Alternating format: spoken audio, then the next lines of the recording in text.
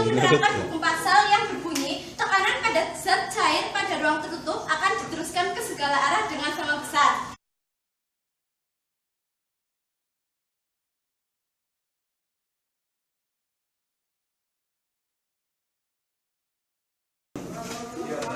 Untuk membuat beko, kita memerlukan yang pertama adalah papan, yang kedua suntikan, yang ketiga adalah selang infus, lalu ada kayu, ada juga kawat dan baut.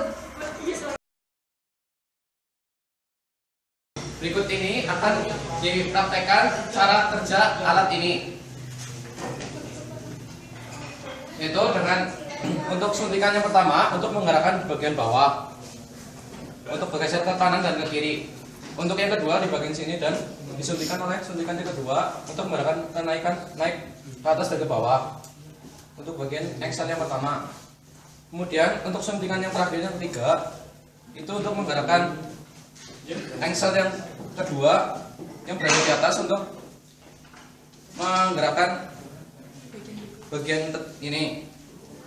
Seharusnya ada satu lagi yang berada di sini untuk menggerakkan skopnya, namun karena keterbatasan alat dan bahan sehingga kita tidak memasukkannya.